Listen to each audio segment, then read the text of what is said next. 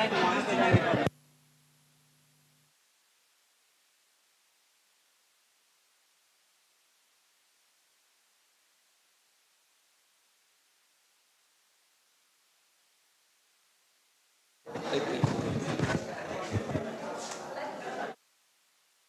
Morning to everyone. अब बैठ जाइए, आप लोग सभी लोग बैठ जाएं। कुछ लोग आए भी हैं अभी। हैं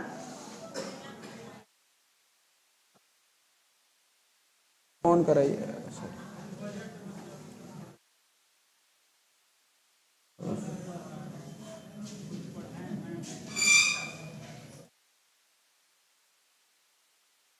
नया कर लीजिए। हाँ बोलिए। दो टॉपिक आप लोगों के लिए इंपॉर्टेंट है जो आपके क्लास से बताया गया था, प्लानिंग 5 ईयर्स प्लान के रिगार्डिंग, और दूसरा था नीति आयोग। आप लोगों ने बोला था कि सर ये दोनों करा दीजिए। मैं कल मैनेजमेंट से बात करके ये दोनों टॉपिक कराने के लिए आपके सामने आया हूं। दोनों टॉपिक आज मैं कंप्लीट करा दूंगा, बता भी दूंगा कि कैसे कैसे क्वेश्चन इन दोनों से आएगा। प्लानिंग से लगभग हर एग्जाम में बिहार के क्वेश्चन आता है, एक क्वेश्चन आता है ना। हालांकि वो रटने वाला क्वेश्चन होता है, फिर भी हम उसको थोड़ा डिटेल पढ़ लेंगे आज, है ना। क्वेश्चन वैसे प्लानिंग से बड़ा आसान आता है, लेकिन फिर भी हम सोचे कि आपको थोड़ा अच्छे तरीके से बता देंगे। तो पहले हम लोग प्लानिंग स्टार्ट करेंगे और प्लानिंग से आगे बढ़ते हुए कहां चलेंगे, नीति आयोग पे। प्लानिंग आप लोग जानते हैं? जानते हैं प्लानिंग के बारे में कुछ? नहीं। अपने जीवन में हमेशा प्लान करते रहते हैं, प्लानिंग के बारे में नहीं जानते हैं? अच्छा, आइए चलिए, आप शांत हो जाइएगा, ध्यान रखिए। अब शांत हो जाइएगा, हम बता रहे हैं, ध्यान दीजिएगा।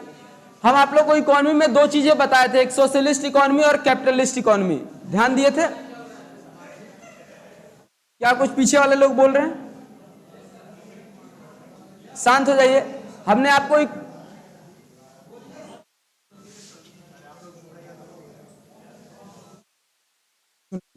दो तरह के इकोनॉमी मैंने आप लोगों को बताया था, कैपिटलिस्ट इकोनॉमी और एक सोशलिस्ट इकोनॉमी। बताया था ना सामाजिक अर्थव्यवस्था के बारे में और पूंजीवादी अर्थव्यवस्था के बारे में। क्या था सामाजिक अर्थव्यवस्था में? सामाजिक अर्थव्यवस्था में क्या था मित्रों? सरकार किसके लिए सोच रही थी? समाज के लिए। पूंजीवादी अर्थव्यवस्था में क्या था? पूंजीवादी अपने बारे में सोच रहे थे। ऐसा ही था ना? बिल्कुल ठीक। आप एक बात बताइए, इन दोनों में प्लानिंग कौन से इकोनॉमी में ज्यादा जरूरी होगा, सामाजिक में या पूंजीवादी में? बिल्कुल नहीं। पूंजीवादी में क्यों जरूरत होगा? पूंजीवादी को जो फायदा की जरूरत होगा वो करेगा। जरूरत कहां होगा? सामाजिक अर्थव्यवस्था में। सरकार ये सोचेगी कि अपने समाज के कल्याण के लिए, समाज को बेहतर बनाने के लिए हम प्लानिंग तैयार करें ताकि समाज का हर तबका एक बराबर तरह से आगे बढ़ सके। सरकार कहां सोचेगी? सामाजिक अर्थव्यवस्था में। पूंजीवादी अर्थव्यवस्था का तो कॉन्सेप्ट बिल्कुल क्लियर है, क्या कि इससे फायदा होना चाहिए, तो सोचेगा ही नहीं, जहां ज्यादा उसको बेनिफिट होगा वही काम करेगा। लेकिन समाजवादी अर्थव्यवस्था में वो क्या देखेगा? समाजवादी अर्थव्यवस्था में देखेगी सरकार कि समाज के निचले तबके से लेकर ऊपरी तबके तक सबको लगातार फायदा होना चाहिए। तो सब प्लानिंग की जरूरत कहां है? सामाजिक अर्थव्यवस्था में। ये कॉन्सेप्ट आया भी यहीं से। तो प्लानिंग यानी योजना, आप लोग हेडलाइन दे देंगे।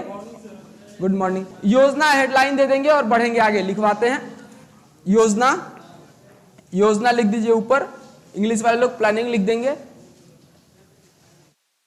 और लिखना प्रारंभ करेंगे।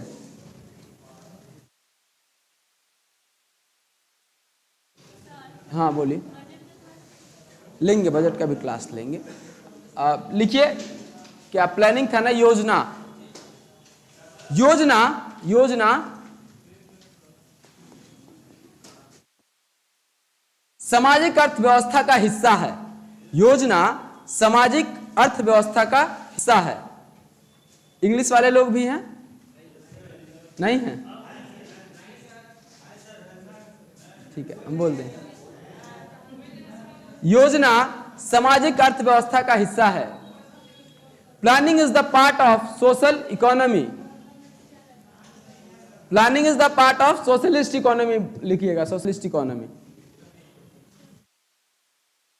बताएंगे, हमने आपको बताया था सोशलिस्ट इकोनॉमी कौन विश्व में कौन सा देश फॉलो करता है? हाँ, रसिया।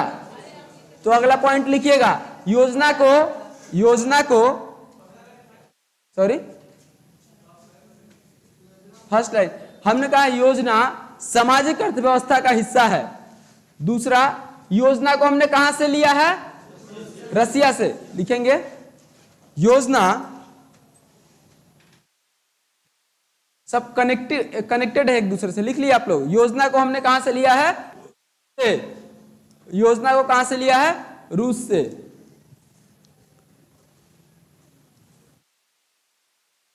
ठीक, लिख लिया आप लोगों ने।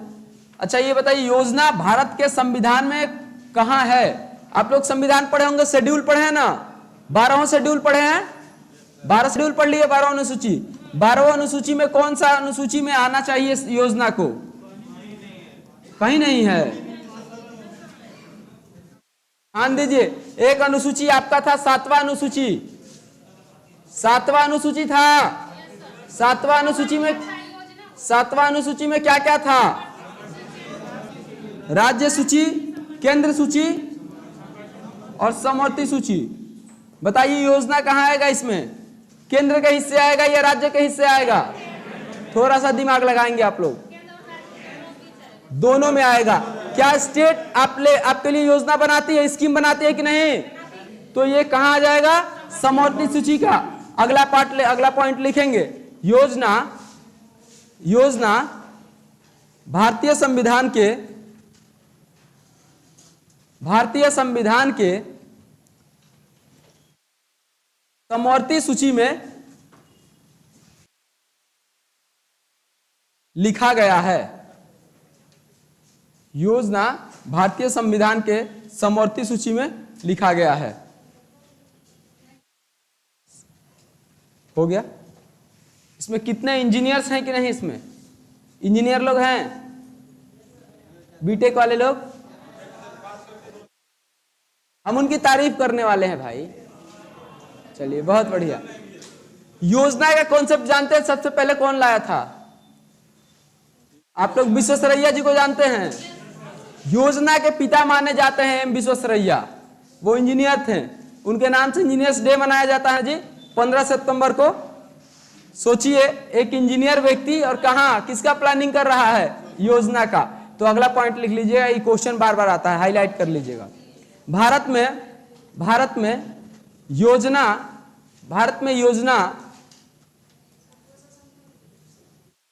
योजना के पिता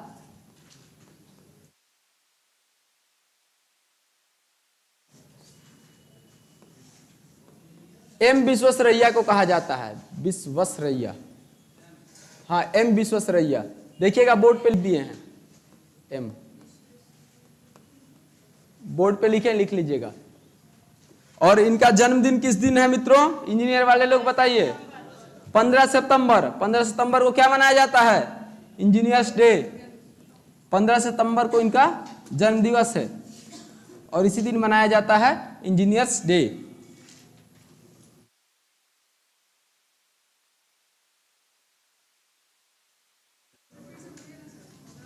बुलवा देते हैं। भारत में योजना के पिता एम विश्वेश्वरैया को कहा जाता है। एम विश्वेश्वरैया को कहा जाता है। एम विश्वेश्वरैया को कहा जाता है। योजना के पिता एम विश्वेश्वरैया को कहा जाता है।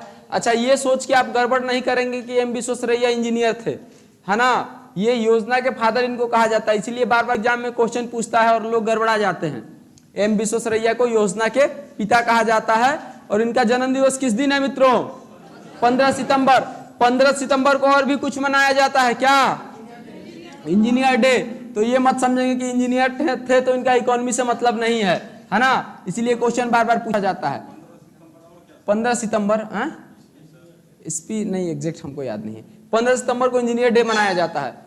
चलिए, योजना के बारे में आप लोग इतना जान गए। अब थोड़ा सा शांत हो जाइएगा और एक स्टोरी सुनिएगा भारत की अर्थव्यवस्था के बारे में। हुआ ये कि 1947 में जब देश अपना आजाद हुआ तो नेहरू जी ने कहा कि अपने देश को आगे बढ़ाने के लिए मतलब कुछ ना कुछ एक प्लानिंग तैयार करते हैं, कुछ योजना बनाते हैं, हम कौन सा योजना बनाए, किस तरीके से हमारा देश ग्रो करे। तो एक तरफ था रसिया और दूसरा तरफ था अमेरिका। रसिया ने कहा कि आप इस योजना में हमारी फिलॉसफी को अपनाइए, अर्थात सामाजिक अर्थव्यवस्था की फिलॉसफी को अपनाइए। रसिया ने कहा ये बात। अमेरिका ने कहा कि आप हमारी व्यवस्था को अपनाइए, अर्थात कौन सी व्यवस्था, पूंजीवादी अर्थव्यवस्था को अपनाइए। सोच में पड़ गए नेहरू जी। नेहरू जी ने कहा कि हम इन दोनों की अर्थव्यवस्था को अपनाते हैं तो कहीं ना कहीं हमारे संविधान पे या हमारे लोकतंत्र पे एक धब्बा लग जाएगा कि हम इन्हीं के बातों को हूबहू कॉपी करके अपना लिए। तो जवाहरलाल नेहरू जी ने कहा यह बात ठीक नहीं चल रहा है। यदि हमारे यहाँ इतने विद्वान लोग हैं, हमारे यहाँ गांधी हैं जिनका अर्थव्यवस्था पे इतनी व्यापक सोच है, जिसको चाइना अपनाता है, जिसको रसिया भी कद्र करता है, जिनको साउथ अफ्रीका के कई कंट्री अपनाते हैं, क्यों हम किसी और की फिलॉसफी को अपनाएंगे। तो नेहरू जी ने एक मीटिंग बुलाया सभी विद्वानों को और कहा कि आप लोग अपना मत दीजिए कि हम योजना किस तरीके से अपने देश को, कौन सी योजना बनाए ताकि देश को आगे बढ़ाया जा सके। हमने आपको पिछले क्लास में इन योजनाओं के बारे में बताया तो नहीं है? बताया है? गांधीयन फिलॉसफी बताया है? नहीं बताया है? अच्छा हाँ, तो इसके बारे में भी चर्चा करेंगे। तो सभी विद्वानों ने बैठा और बैठ के उनको ये काम दिया गया कि आप लोग जाइए और जाके तैयार कीजिए योजना का मॉडल, कि हम कौन सा मॉडल अपने देश के लिए तैयार करें ताकि हमारा देश तेजी से आगे बढ़ सके। तो उनमें से कुछ विद्वान लोग थे, 4-5 विद्वान लोग। उन 4-5 विद्वान लोगों ने अपना अपना मॉडल तैयार किया। तो हम पहले उस मॉडल को पढ़ लेंगे, थोड़ा थोड़ा समझ लेंगे फिलॉसफी उसकी, फिर हम लोग आगे बढ़ेंगे कि प्लानिंग कमीशन कब बना। तो 4 लोगों का मॉडल है। पहला मॉडल लिखिएगा, पहला लाइन लिखिएगा सबसे ऊपर, योजना के प्रकार। योजना के प्रकार, योजना के प्रकार भारत में, हालांकि अप्लाई कोई भी नहीं किया गया था। योजना के प्रकार, पहला प्रकार है बॉम्बे प्लान। बॉम्बे प्लान, आप लोगों ने बॉम्बे प्लान के बारे में पढ़ा है कभी? नहीं जानते? हाँ, चलिए लिखिएगा बॉम्बे प्लान। पहला लिख लिए। 1944 में 8 उद्योगपतियों ने बॉम्बे प्लान, मुंबई को उस वक्त बॉम्बे बोला जाता था।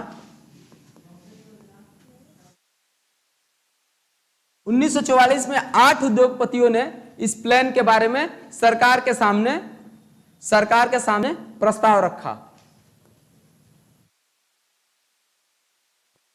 8 उद्योगपतियों ने।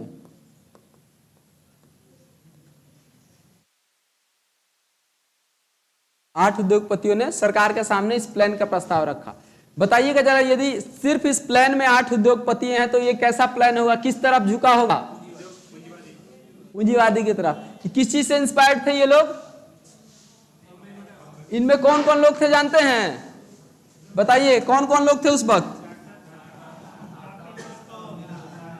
टाटा, बिरला और उस वक्त के अमीर जितने उद्योगपति थे। तो इस प्लान को एक पॉइंट और लिख लीजिएगा। इस प्लान को बोलते हैं टाटा बिरला प्लान। इस प्लान को टाटा बिरला प्लान भी बोलते हैं। यही क्वेश्चन आता है। क्वेश्चन बॉम्बे प्लान से नहीं आता है। क्वेश्चन पूछ देता है टाटा बिरला प्लान कब पेश किया गया? 1944 में। तो इस बॉम्बे प्लान को हम लोग क्या बोलते हैं? Tata Birla plan. Tata Birla plan. Bombay plan को टाटा बिरला प्लान भी कहा जाता है। टाटा बिरला प्लान।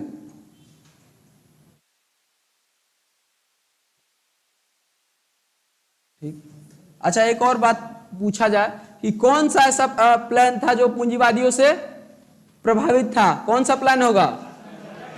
टाटा बिरला प्लान। वैसे तो जैसे ही उद्योगपति आप देख रहे होंगे, इसी से आपको समझ में आ जा रहा होगा कि टाटा बिरला प्लान। तो अब आने वाले सारे क्वेश्चन बन जाएंगे।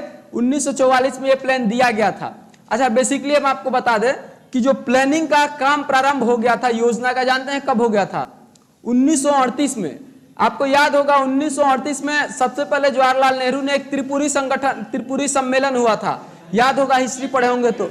उसी में ये बात उठाया था कि यदि देश को अब डोमिनियन मिलने वाला है, देश अब गणतंत्र होने वाला है, देश अब स्वतंत्र होने लगा है। क्योंकि 1935 में जब स्वाधीनता संग्राम हुआ, आपको याद होगा, तो उसमें आपने देखा कि कई चीजें भारतीयों को छूट मिल गई थी। आईसीएस में इन्वॉल्व हो जाना, प्लानिंग के लिए बजट पे चर्चा करना, ये सब 1935 में राइट मिल गया था। तो नेहरू ने कहा कि अब हमारा लोकतंत्र दिखने लगा है, लोकतंत्र का छाया अब हमें दिख रहा है, अब हमें लोकतंत्र लेने से कोई रोक नहीं सकता है।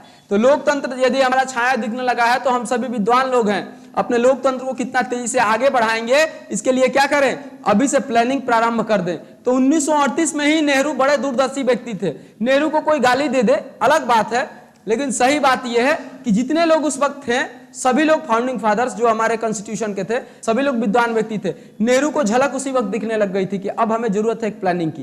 तो 1938 में ही त्रिपुरी संगठन के बाद, त्रिपुरी सम्मेलन के बाद नेहरू ने प्लानिंग कमीशन 39, 38 दोनों में हुआ था। एक त्रिपुरी हरिपुरा और हरिपुरा के बाद त्रिपुरा में किया गया था। हरिपुरा में ये आवाज उन्होंने उठा दिया था, 38 में आवाज उठा दिया था कि कमीशन की जरूरत है। लोकतंत्र का छाया, नेहरू ने कहा कि लोकतंत्र का छाया हमें दिख रहा है, अब अपने लोकतंत्र को और प्रगाढ़ बनाने के लिए और बेहतर बनाने के लिए हमें इस देश की अर्थव्यवस्था को एक गति देने के लिए प्लानिंग कमीशन की जरूरत है। और 1938 में ही ये बात विद्वानों के मुंहों से, मतलब विद्वानों के मुखों से निकलना प्रारंभ हो गई थी कि अब देश की अर्थव्यवस्था किसके हाथों में आएगी, भारतीयों के हाथ में।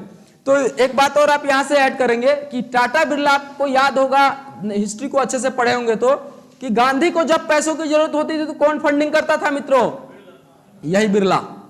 इसीलिए इनको बिरला और टाटा को ज्यादा महत्व दिया जाता है भारत में या भारत के इकोनॉमी में, क्योंकि अभी का तो इनका रोल बेशक कम हो, लेकिन जब गांधी को पैसों की जरूरत होती थी आंदोलन करने का समय, तो कौन लोग आते थे, टाटा बिरला। तो सबसे पहले किसका अधिकार था इस देश की अर्थव्यवस्था के लिए प्लानिंग करने का, इन्हीं लोगों को, क्योंकि इन लोगों ने जितना अभी चाहे जो भी कर रहे हो, लेकिन स्वतंत्रता, आवाज ज्यादा है, गूंज रहा है, वैसे ही मेरा आवाज कम है, आप लोग पता नहीं कैसे गूंजता है। चलिए अच्छा, ये इधर तो इन टाटा बिरला लोगों ने क्या किया था, अपने आंदोलनों को तीव्र बनाने के लिए जहां पैसों की जरूरत पड़ी गांधी जी को, वहां पैसा दिया था। वर्नाकुलर प्रेस एक्ट आया था, आपको याद है, वर्नाकुलर प्रेस एक्ट में जब भारत के सभी अखबारों को बंद कर दिया गया था, तो टाटा का भी बड़ा हाथ रहा। टाटा और बिरला ने गांधी को कहा था, गांधी जी आप पत्र लिखिए, पत्रिका लिखिए, पत्र नहीं लिखिए, पत्रिका लिखिए, इसके पीछे फंडिंग करने के लिए कौन खड़ा रहेगा, हम लोग खड़ा रहेंगे। तो जवाहरलाल नेहरू ने कहा कि जिन लोगों ने भारतीय आंदोलन में अपने पैसे खून की तरह बहाए हैं, उनका भी कुछ ना कुछ अपने इकोनॉमी में योगदान होना चाहिए। इसीलिए सबसे पहले यह काम किसको दिया गया, टाटा बिरला को दिया गया, कि जिन्होंने स्वतंत्रता हमें दिलाया है, उनका सबसे बड़ा अधिकार था। लेकिन ये 8 उद्योगपति मिलकर, जो अमीर लोग थे, जो भारतीय आंदोलन में पीछे खड़े रहे गांधी के, इन लोगों ने एक प्लान बनाया, टाटा बिरला प्लान। लेकिन आप एक बात ध्यान दीजिएगा, आप कितने भी सिंपैथी और इम्पैथी को मानते हो, जैसे ही आपके हाथ में अधिकार आता है, आप क्या करते हैं, सिर्फ अपने बारे में सोचते हैं। ये लोग उस वक्त क्या सोचने लग गए, हमें फायदा कैसे हो। और वो प्लान कैसा बना दिया, पूंजीवादी प्लान। जब ये संविधान सभा के सामने रखा गया तो इसको काट दिया गया, इसको नहीं माना गया, है ना। फिर भी क्वेश्चन आता है कि टाटा बिरला प्लान किन लोगों ने बनाया था, 8 उद्योगपतियों ने बनाया था। टाटा बिरला प्लान को क्या कहते हैं, बॉम्बे प्लान भी कहते हैं। टाटा बिरला प्लान कब बनाया गया था, 1944 में बनाया गया था। चलिए, एक प्लान हो गया पूरा कंप्लीट, आप लोगों ने देख लिया। अगला लिखिएगा, 1944 में ही दूसरा प्लान आया। अगला हेडलाइन डालेंगे जिसका नाम है गांधीयन प्लान। हमें लगता है कि इससे ज्यादा इंपॉर्टेंट विश्व में कोई बढ़िया प्लान था नहीं और है नहीं अभी भी। Gandhian plan, not Gandhi plan, Gandhian plan, Gandhian योजना।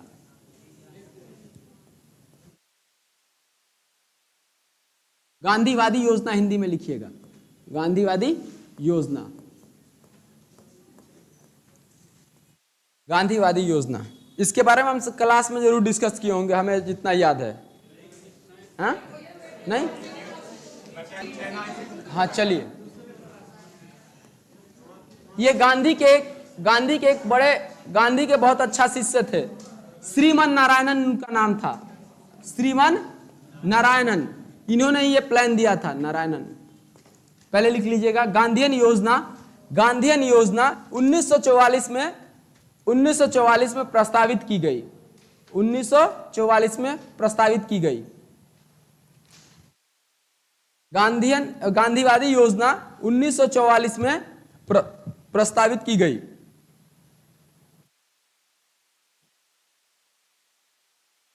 हो गया। श्रीमन नारायणन ने श्रीमन नारायणन ने इस योजना को बनाया था। श्रीमन नारायणन गांधी के शिष्य थे, ये गांधी विचारधारा से बहुत प्रभावित थे और इन्होंने ही इस योजना को बनाया था। श्रीमन नारायणन हो गया। मेन क्वेश्चन यही आता है मित्रों कि गांधीवादी योजना को किसने बनाया?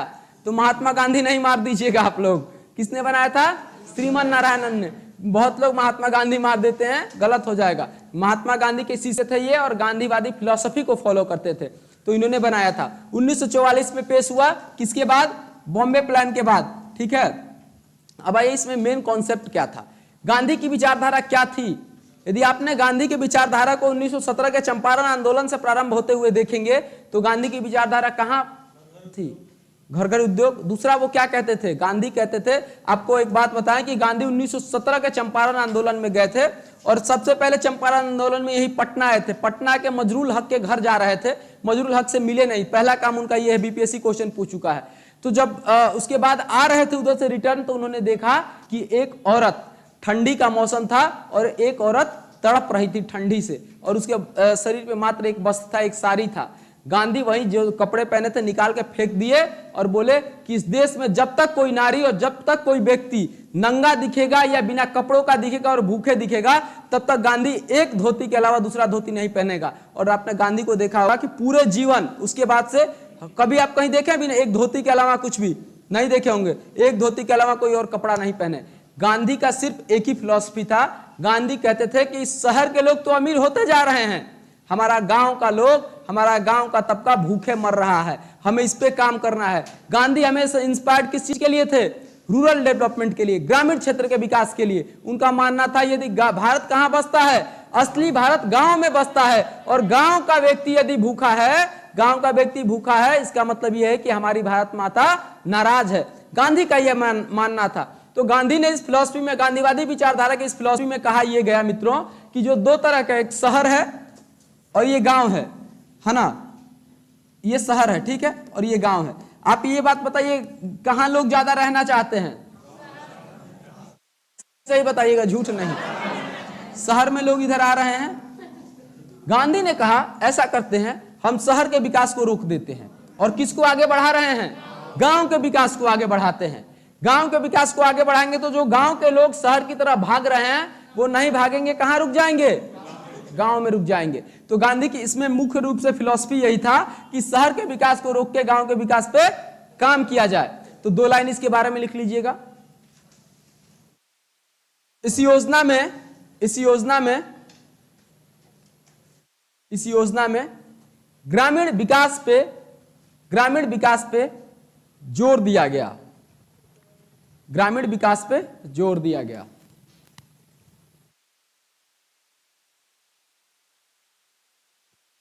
अगला लिखिएगा, इसके अलावा इस योजना में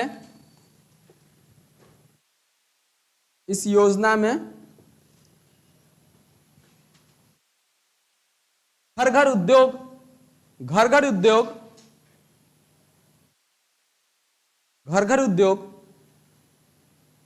अर्थात लघु उद्योग की बात की गई। लघु उद्योग की फिलॉसफी कौन अपनाता है मित्रों विश्व में? चाइना। देख लीजिए गांधी की उस फिलॉसफी को चाइना अपना के कितना आगे है और हम लोग अभी भी उस फिलॉसफी को नहीं अपना पा रहे हैं, है ना? क्या चाइना और बौद्धिज्म, हाँ वो तो ये है। अब देखिए, जिस गांधी की इस देश में क्रिटिक किया जाता है, बहुत लोग एनालिसिस करते हैं कि गांधी खराब है, गांधी का विचारधारा खराब है, उसी गांधी के विचारधारा को कौन अपना रहा है? चाइना। और आज देश में जानते हैं 80% मार्केट पे किसका कब्जा है? चाइना का। 80% मार्केट पे तेजी से ग्रो कर रहा है। यदि हम लोग भी इस तरफ धीरे धीरे बढ़ेंगे ना, आप एपीजे अब्दुल कलाम का एक 2003 का स्टेटमेंट देखेंगे तो उन्होंने उसमें कहा है, एपीजे अब्दुल कलाम एक बुक लिखे हैं गांधी से इंस्पायर्ड होकर, उसमें उन्होंने गांधी का प्रचार करते हुए गांधी की बातों को लघु उद्योग से बोला भी है।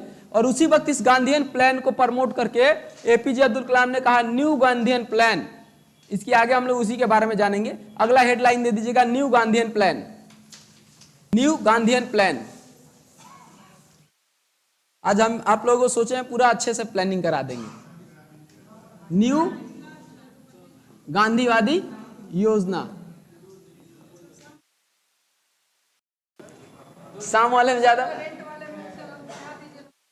अच्छा पढ़ाएंगे। गांधीवादी योजना हम पढ़ाने से थोड़ी भाग रहे हैं, हम यहाँ पढ़ाएं या यूपीएससी बैच में पढ़ाएं, पढ़ाना तो हमको हाँ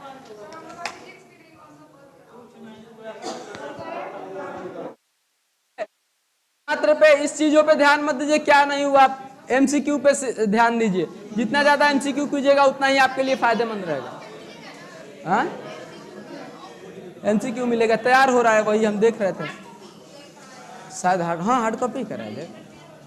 न्यू गांधीवादी योजना, जरा इस पे ध्यान दीजिएगा, इस पे ध्यान दीजिएगा। देखिए अब सब लोगों को मैं बता रहा हूं कि मेरी फिलॉसफी क्या है। मेरे एग्जाम में मेरा 3 सेक्शन बहुत अच्छा रहता है। मैं जितना पहला पॉलिटी, दूसरा मैं इकोनॉमी, 2 सेक्शन मेरा खूब अच्छा है, और तीसरा जो मैं काम करता हूं वो इकोलॉजी पे। मैं यूपीएससी का भी मैं स्ट्रेटजी बता रहा हूं, और मैं 3 ही सेक्शन के दम पे हमेशा प्री निकाल देता हूं। जो आपका मेन कोर्स उसको पकड़ के रखिए, दबोच के रखिए, एक क्वेश्चन नहीं छोड़ेंगे, इस तरीके से रहिए। और बाकी को आप बैलेंस करिए कि जितना सब लोग बना रहे हैं उतना बना लेंगे, और लीड किस में लेना है जिसमें आप जानते हैं, तब आप मामला आप ये समझिए कि चौतरफा हम पकड़ के एकदम विद्वान बन जाएंगे, गड़बड़ा जाइएगा, कभी मत करिएगा। हमेशा स्ट्रेटजी पे अपने काम करिए, तभी होगा। नहीं हम आपको नहीं कह रहे, हाँ हम आपको नहीं कह रहे, हम अपना बता रहे हैं। आप सब लोग न्यू गांधीयन योजना जरा देखेंगे क्या था। इस योजना के बारे में एपीजे अब्दुल कलाम साहब ने 2003 में इंट्रोड्यूस कराया। आपको और एक बात बता दे कि इससे एपीजे अब्दुल कलाम साहब पे ही रंजीत सर का रिसर्च पेपर है, और इसके बाद सर भी 2008 के आईएएस है। एपीजे अब्दुल कलाम ने रंजीत सर को बुला के स्पेशली बुला के, जब राष्ट्रपति थे तो सर को प्राइज दिया था। सर का जो रिसर्च पेपर है पीएचडी वाला इसी पे है, सर का रंजीत सर का, तो उन्होंने स्पेशली बुला के प्राइज दिया था। न्यू गांधीवादी योजना में क्या कहा इन्होंने, आपने एक वर्ड सुना होगा मनरेगा, जानते हैं आप लोग? मनरेगा इसी के तहत प्रारंभ किया गया था। मनरेगा हो गया, मनरेगा को आप जानते हैं गांव में। एपीजे अब्दुल कलाम साहब ने कहा कि गांधीवादी विचारधारा में हाँ स्वावलंबी समिति भी इसी पे बना था, जरा सुन लीजिएगा। एपीजे अब्दुल कलाम ने कहा कि गांधी जी का विचारधारा हमेशा छोटे उद्योगों को आगे बढ़ाना है।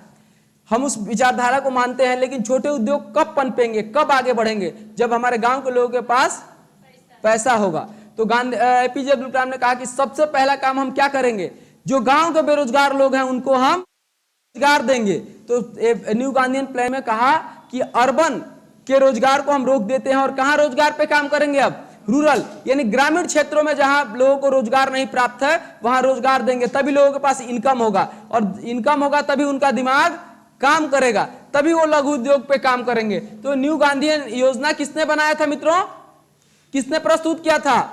एपीजे अब्दुल कलाम। ये क्वेश्चन पूछता है, लिखिएगा पहले। न्यू गांधीवादी योजना, न्यू गांधीवादी योजना, सॉरी गांधीवादी योजना, गांधीवादी योजना इंग्लिश में गांधीयन हो जाता है।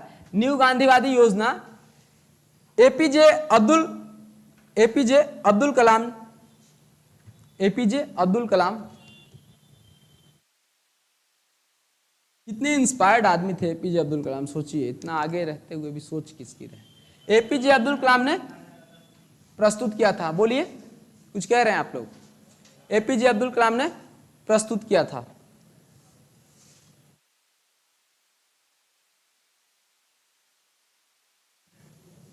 जानते हैं एपीजे अब्दुल कलाम साहब ने उस वक्त एक कॉन्सेप्ट दिया।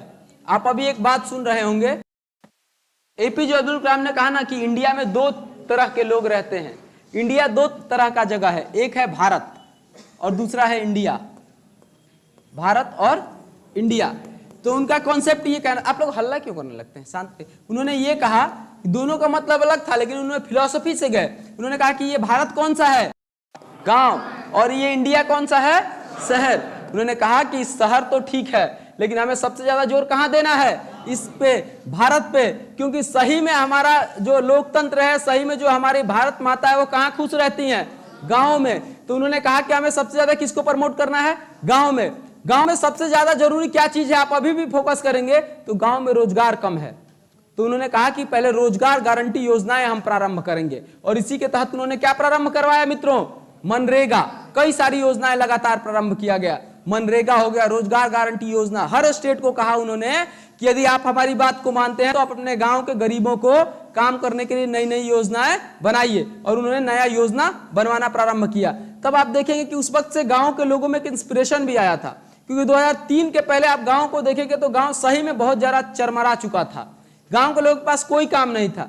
हाँ, अलग बात है कि अब मुखिया जी लोग मार लेते हैं मनरेगा का पैसा, अब मार लेते हैं, या तब भी मार लेते होंगे, मार लिए, हम मानते हैं हम इस बात को बिल्कुल। लेकिन जिनका विचारधारा था उन्होंने सोचा तो सही था ना।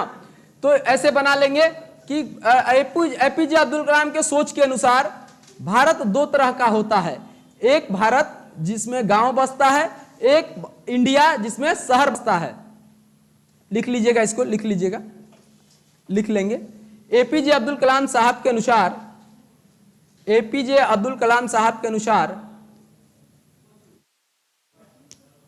एपीजे अब्दुल कलाम साहब के अनुसार, एपीजे अब्दुल कलाम साहब के अनुसार भारत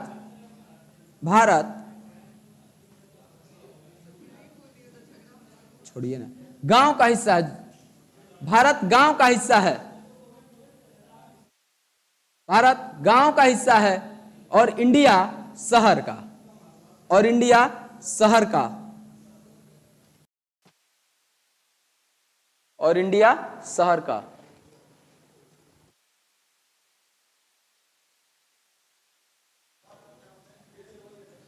आप लोग आप लड़ लीजिए, फिर हम बोलेंगे आप लोगों को, आप लोग लड़ने में ही हैरान रह रहे हैं। बताइए, एपीजे अब्दुल कलाम के अनुसार भारत गांव का हिस्सा है और इंडिया शहर का, ऐसा बना लीजिएगा आप लोग। ये आप लोग को यही काम नहीं देगा, जब स्कूल में पढ़ाइएगा तो भी काम देगा, पढ़ाने के टाइम में भी, ठीक है। अगला पॉइंट लिख लेंगे, एक अगला पॉइंट एक मुख्य रूप से लिख लेंगे। एपीजे अब्दुल कलाम साहब ने, एपीजे अब्दुल कलाम साहब ने, बहुत रिस्पेक्ट से नाम लिखिएगा इनका, एपीजे अब्दुल कलाम साहब ने गांव में बेरोजगारी दूर करने पे सबसे ज्यादा जोर दिया, गांव में बेरोजगारी दूर करने पे सबसे ज्यादा जोर दिया।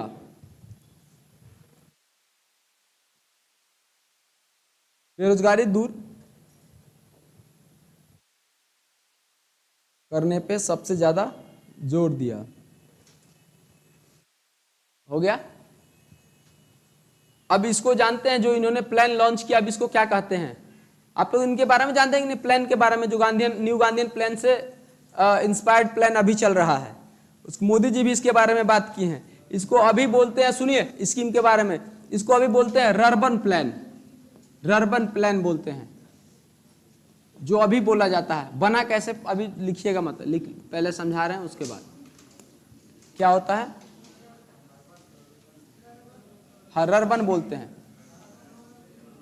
जो प्लान था, सुन लीजिए, जब सरकारें बदलती हैं ना तो प्लान्स को नाम बदल दिया जाता है, प्लान सेम रहता है। तो पहले इसका नाम उन्होंने दिया था अर्बन प्लान, अर्बन प्लान, ठीक है, अर्बन प्लान दिया था। किसने नाम दिया था? ये एपीजे अब्दुल कलाम साहब ने। मोदी जी आए तो मोदी जी ने कहा कि कैसा कैसा लोग होता है, रूरल, RURAL, रूरल, और दूसरा कौन सा है, अर्बन। यही होता है ना, आप जब फॉर्म भरते होंगे तो पूछा जाता है आप रूरल से आते हैं या अर्बन से आते हैं। ये गांव को कहते हैं और ये शहर को कहते हैं। तो मोदी जी ने कहा नया काम करते हैं और इन दोनों को जोड़ के क्या बना देते हैं, रर्बन। न दोनों का स्टार्टिंग रर्बन होता है, नहीं प्लान का ही नाम है। हंस क्यों रहे हैं आप? प्लान का ही नाम है रर्बन, ठीक। अब हर जो भी कोई भी नया प्रधानमंत्री आता है ना, वो स्कीम में हल्का बदलाव करके अपना नाम दे देता है।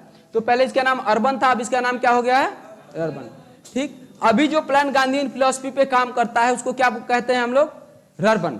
हाँ, अर्थात ये इसका फिलॉसफी ये था, मोदी जी ने इसका एग्जाम्पल ऐसे दिया कि हम शहर को, गांव को कैसा बनाना चाहते हैं, शहर की तरह, तो हम गांव के नाम में ही शहर को ऐड कर देंगे। तो इसीलिए उन्होंने क्या इसका नाम बदल के कर दिया, अर्बन। अच्छा, उस वक्त एपीजे अब्दुल कलाम साहब ने कहा कि हम गांव हम रूरल मानते ही नहीं, हम इसको कहेंगे अर्बन, गांव को ही अर्बन एरिया कहेंगे। लेकिन मोदी जी बोले नहीं नहीं, शहरों से वोट लेना है, गांव से वोट लेना है। आपको पता है सबसे ज्यादा बीजेपी जीती थी, आपको ध्यान होगा, तो कोई ऐसा शहर का क्षेत्र नहीं था जहां से बीजेपी नहीं जीती है।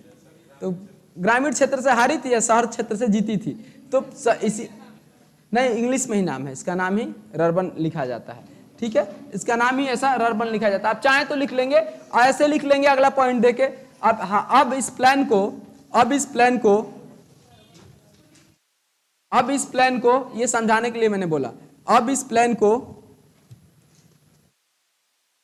रर्बन प्लान के नाम से जानते हैं, रर्बन प्लान के नाम से जानते हैं। बिल्कुल करंट का डेटा है, सॉरी इंग्लिश हिंदी में भी यही लिखेंगे, इसका नाम ही रर्बन लिखा गया है। हाँ हाँ हाँ, ऐसे देख नहीं रहे, दोनों के वर्ड को मिला के रर्बन बना दिए। हाँ, कागज में ही रर्बन प्लान बोलते हैं। हो गया, चलिए अगला प्लान लिखेंगे, ज्यादा ही डीप चले गए हम। अगला प्लान लिखेंगे सर्वोदय प्लान, लिख लीजिए। कौन सा प्लान? सर्वोदय प्लान। सर्वोदय योजना, सर्वोदय योजना लिख लीजिएगा। एक और विद्वान आए, इनके बारे में आप सब जानते होंगे, सर्वोदय प्लान के बारे में। बिहार के ही व्यक्ति थे ये, कौन थे? हाँ चलिए लिख लीजिएगा। सर्वोदय योजना किसने पेश किया मित्रों? जयप्रकाश नारायण जी ने, जयप्रकाश नारायण जी ने।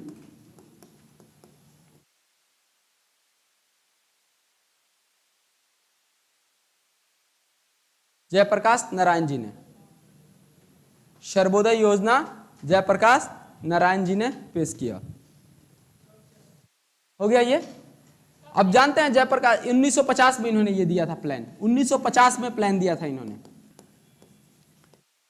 1950 में ये प्लान दिया था। कब मित्रों? 1950 में। अब देखिए जयप्रकाश नारायण जी की आप यदि विचारधारा को थोड़ा बहुत भी जानते हैं तो किस चीज पे विश्वास करते थे? Complete democracy. वो कहते थे कि डेमोक्रेसी नहीं है भारत में कंप्लीट डेमोक्रेसी है। उनका कहना यह था कि यदि अमीरों का अधिकार है तो गरीबों का भी अधिकार है। यदि आप बॉम्बे प्लान बनवाते हैं अमीरों से तो गरीबों से भी एक गरीबों के लिए प्लान बनवाइए। कंप्लीट डेमोक्रेसी पे बात करते थे। कहते थे यदि दो धारा बढ़ रहा है, अमीर और गरीब, गरीब बहुत पीछे है, गरीब बहुत पीछे है, तो आप एक काम करिए, इस अमीर को यहीं रोक दीजिए। अब इसको बढ़ाना, आगे मत बढ़ाइए। आप किसको बढ़ाइए? गरीब को। अब गरीब को यहां लाइए, उसके बाद इन दोनों को साथ बढ़ाइए। उनका कहना था सबका उदय होना चाहिए, सभी लोगों को आगे बढ़ना चाहिए। ऐसा नहीं कि आप अमीर को बढ़ाते जा रहे हैं और गरीब को छोड़ते जा रहे थे। तो जयप्रकाश नारायण कंप्लीट डेमोक्रेसी पे आधारित थे। उन्होंने कहा डेमोक्रेसी का क्या मतलब होता है? लोकतंत्र का मतलब ये होता है कि सरकार के लिए जनता सबके समान है। लोकतंत्र में यही होता है ना कि सरकार के लिए सभी जनता एक समान है। तो आप एक समान बनाओ ना, क्यों अमीर को अमीर होने देना चाहते हो और गरीब को गरीब? उन्होंने कहा कि अमीर का अमीरी रोक दो, अब इससे टैक्स वसूलना स्टार्ट कर दो ज्यादा। जो 2 करोड़ कमा रहा है उससे ले लो 30%, 40%, 50%, और जो कम कमा रहा है उसको वही पैसा सब्सिडी में दे दो ताकि वो और बिजनेस करके आगे बढ़े। और जब दोनों धारा बराबर हो जाए गरीब अमीर, तब अब दोनों को एक साथ हम लोग डेवलपमेंट पे काम करेंगे। ये किसका मानना था? जयप्रकाश नारायण का। तो लिख लेंगे एक पॉइंट इनके बारे में। जयप्रकाश नारायण की विचारधारा, जयप्रकाश नारायण की विचारधारा पूर्ण लोकतंत्र से प्रभावित था, पूर्ण लोकतंत्र से प्रभावित था।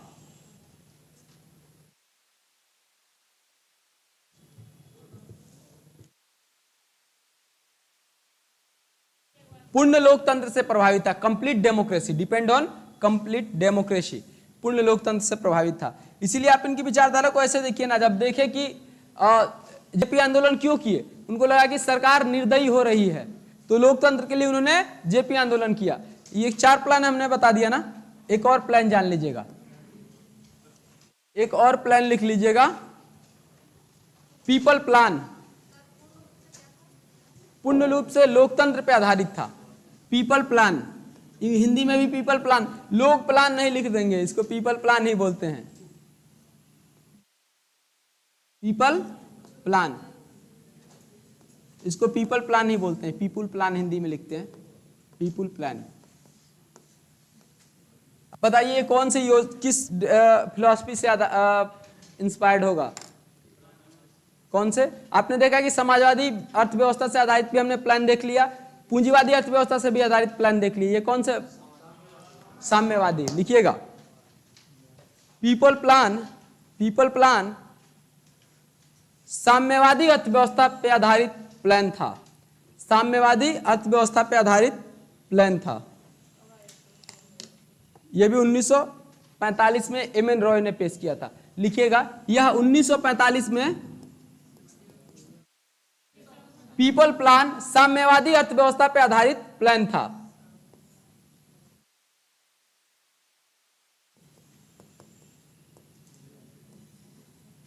पीपल प्लान साम्यवादी अर्थव्यवस्था पर आधारित प्लान था। यह 1945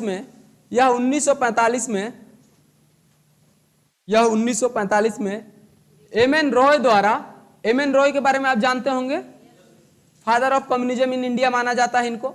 एम.एन. रॉय, इनका पूरा नाम है मानवेंद्र नाथ रॉय। एम.एन. रॉय द्वारा प्रस्तुत किया गया, एम.एन. रॉय द्वारा प्रस्तुत किया गया, एम.एन. रॉय द्वारा प्रस्तुत किया गया। अच्छा, हमने साम्यवादी अर्थव्यवस्था के बारे में आपको बताया था या नहीं बताए थे? स्किप करके निकल गए थे। अच्छा, बताते हैं। साम्यवादी अर्थव्यवस्था में देखिए होता क्या है। देखिए, आपने थोड़ा सा देख लेंगे साम्यवादी अर्थव्यवस्था में क्या होता है।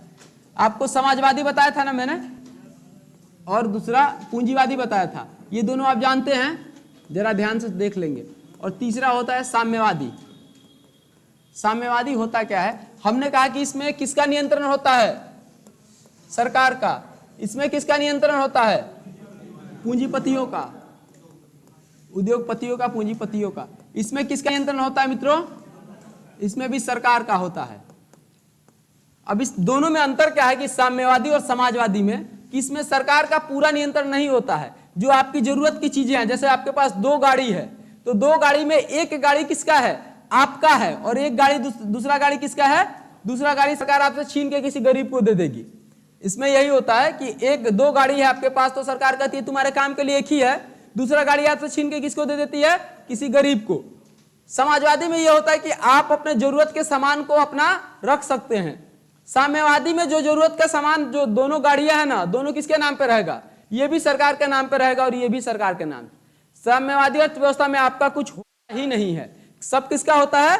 सरकार का होता है। यानी पूरा कंट्रोल किस पे होता है?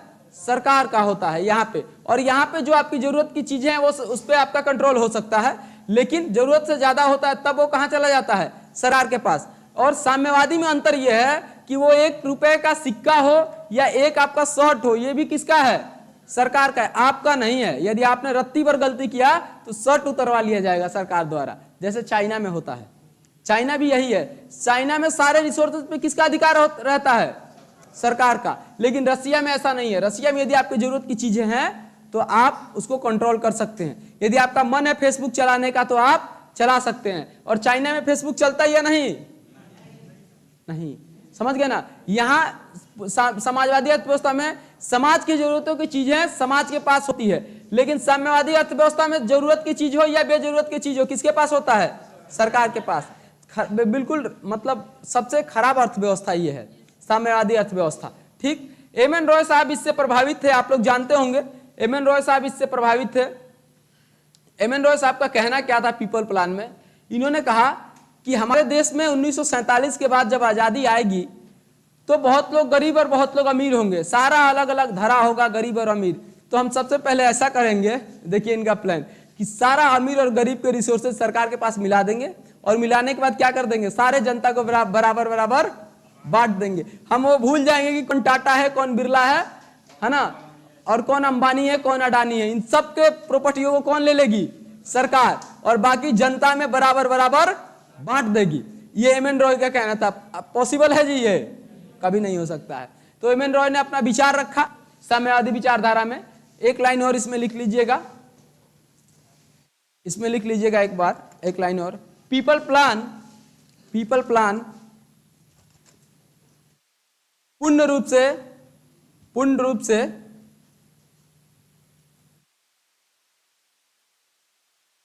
से संसाधनों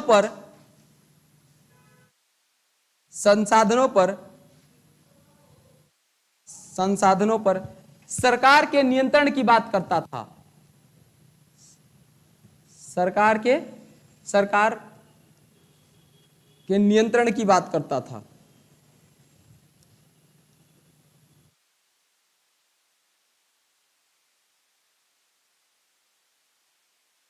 ठीक है, हो गया, डन। अब आइए, लगभग ये 5 मुख्य रूप से प्लान हैं जिनको आपको जानना था प्लानिंग कमीशन के पहले। ये सारा जवाहरलाल नेहरू जी की अध्यक्षता में ये सबने अपना प्लान दिया था, सबने अपना अपना फिलॉसफी रखा। नेहरू जी ने कहा कि एक बात बताइए, हम किसी भी देश को और किसी भी इकोनॉमी के प्लान को क्यों फॉलो करेंगे। नेहरू जी फिर वही प्लान पे चले गए। उन्होंने कहा सभी विद्वानों से कि हम आपके सभी बातों का सम्मान करते हैं, लेकिन किसी एक इकोनॉमी से प्रभावित किसी प्लान को हम नहीं लेंगे। उन्होंने कहा सबकी अच्छाइयों को निकालिए विद्वानों से और क्या बना दीजिए, 5 ईयर्स प्लान। तो 1951 में बनाया गया योजना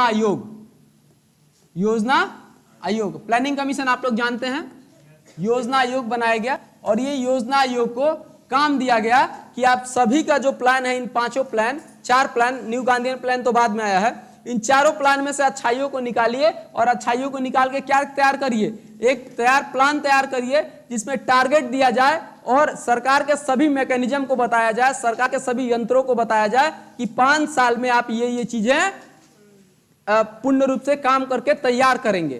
तो ये सारा जो प्लान था चारों, उसको काट दिया गया और काट के नया प्लान क्या लाया गया, योजना आयोग।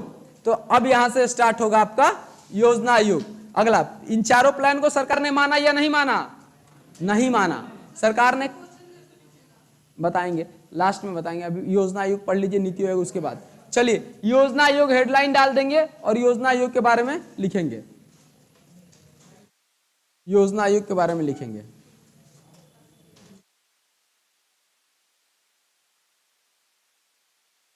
सरकार ने सभी योजना की नीतियों को बहिष्कृत करते हुए, हाँ आगे पॉइंट देंगे, सरकार ने सभी योजना की नीतियों को बहिष्कृत करते हुए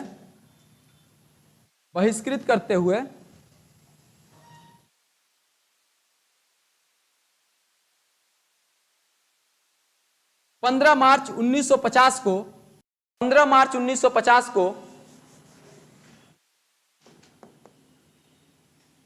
1950 को इसको हाईलाइट कर लेंगे, योजना आयोग का गठन किया। योजना आयोग का गठन किया।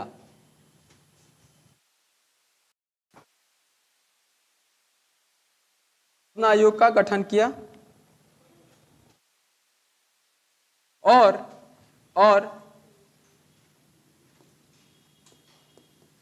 इसे 5 ईयर्स प्लान की जिम्मेदारी दी गई। 5 ईयर्स प्लान यानी पंचवर्षीय योजना की जिम्मेदारी दी गई। 5 ईयर्स प्लान की जिम्मेदारी दी गई। 5 ईयर्स प्लान की जिम्मेदारी दी गई।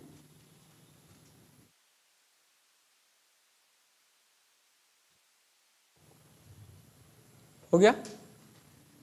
अब पहले हम लोग 12वां 5 ईयर्स प्लान शॉर्ट में पढ़ते हुए आगे बढ़ेंगे और फिर नीति आयोग कैसे बना इस पे बात करेंगे, नीति आयोग क्यों बना इस पे बात करेंगे। तो पहला 5 ईयर्स प्लान कब से कब तक रहा मित्रों? लिखिएगा, पहला पंचवर्षीय योजना लिख लीजिएगा। फर्स्ट 5 ईयर्स प्लान यानी पहला पंचवर्षीय योजना। पहला पंचवर्षीय योजना 1 अप्रैल 1951 से प्रारंभ हुआ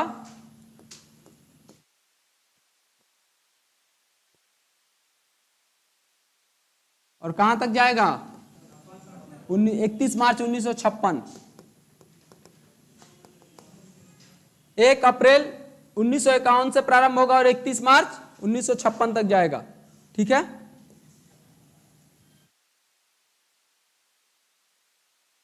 इसको क्या कहा जाता है मुख्य रूप से? क्या कहा जाता है, कोई जानता है? लूसेंट तो पढ़े होंगे। हेराल्ड मॉडल योजना, इसको हेराल्ड मॉडल योजना बोलते हैं। इसको हेराल्ड हेराल्ड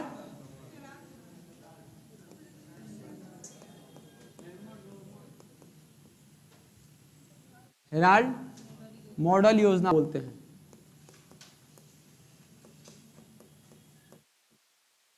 देखिएगा लूसेंट में ये वाला गलत दिया है, फर्स्ट और सेकंड को जो प्लानिंग कमीशन दिया होगा उसको काट लीजिएगा, उसमें लूसेंट ने गलत कर दिया है।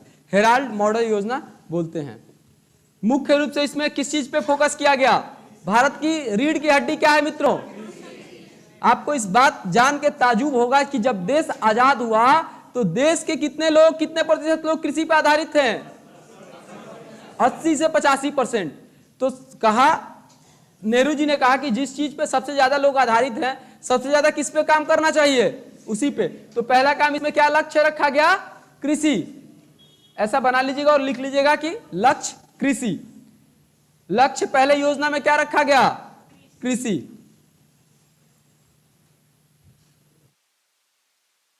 कृषि रखा गया, ठीक। अब आप एक औद्योगिक नीति 1956 आपको याद है जब मैंने पढ़ाया था, देखा ये गया कि सिर्फ कृषि पे आधारित यदि हमारी जनता काम करेगी तो काम नहीं चल पाएगा। अर्थात हमारे जनता का जो पॉपुलेशन है यानी संख्या है वो बढ़ता जा रहा है और हमारा सोर्स जो संसाधन है वो लिमिटेड है। तभी इसी मॉडल के बाद, इस मॉडल का जब रिपोर्ट आया, देखा गया कि इसमें सक्सेस रेशियो बहुत कम है। आपको एक पीडीएफ आज कुछ देर बाद, मैं जैसे क्लास ऑफ करके जाऊंगा, कुछ देर में आपके ग्रुप में मैं एक पीडीएफ भिजवा दूंगा इस योजना पे आधारित। उसको एक बार मोटा मोटी देख लीजिएगा। मैं वैसे पढ़ा तो पूरा दे रहा हूं, लेकिन उस पीडीएफ को देख लीजिएगा तो देखा ये गया कि इसमें सक्सेस रेशियो बहुत कम रहा। तभी नेहरू जी को चिंता प्रारंभ हो गई कि यदि हम सिर्फ क्लोज्ड इकोनॉमी रहेंगे तो हमारा एग्रीकल्चर और पीछे चलता जाएगा। और उसी वक्त एग्रीकल्चर कहाँ का बहुत तेजी से आगे बढ़ रहा था? अमेरिका का, फ्रांस का। तभी 1956 में हम लोग क्या बनाए?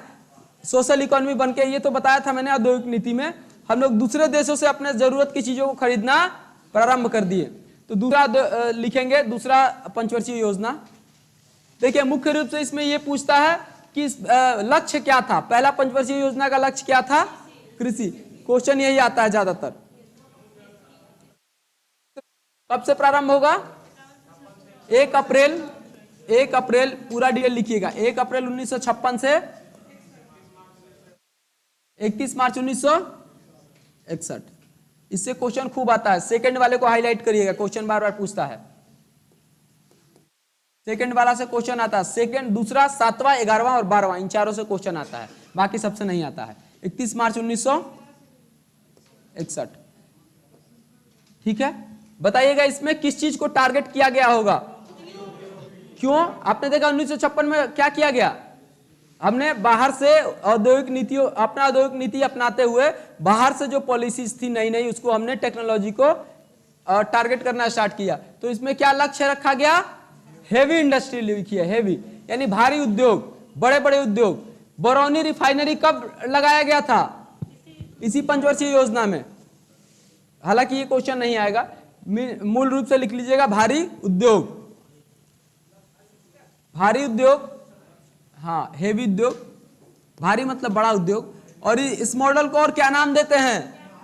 नेहरू जी के बड़े करीबी व्यक्ति थे महालनोबिस। जब मैं औद्योगिक नीति बता रहा था तो मैंने उस वक्त बताया था, किसने सजेस्ट किया था ये बात? महालनोबिस ने नेहरू जी को सजेस्ट किया था कि ऐसा करते हैं कि हम बंद अर्थव्यवस्था है, लेकिन एक काम और कर सकते हैं, क्या कि हम इसमें सोशल इकोनॉमी जोड़ के दूसरे देश से अपने जरूरत की चीजों को खरीद सकते हैं। इसीलिए इस मॉडल को क्या कहा जाता है? PC Mahalanobis model. Mahalanobis model बोलते हैं या नेहरू महालनोबिस मॉडल बोलते हैं? क्या बोलते हैं? नेहरू महालनोबिस मॉडल। इससे क्वेश्चन आता है मुख्य रूप से, पहला से नहीं आता है, इससे आएगा। नेहरू महालनोबिस मॉडल। दूसरा से आता है, 7वां से आता है, 11वां से आता है और 12वां से, यही 4 से आता है, बाकी क्वेश्चन नहीं आता है।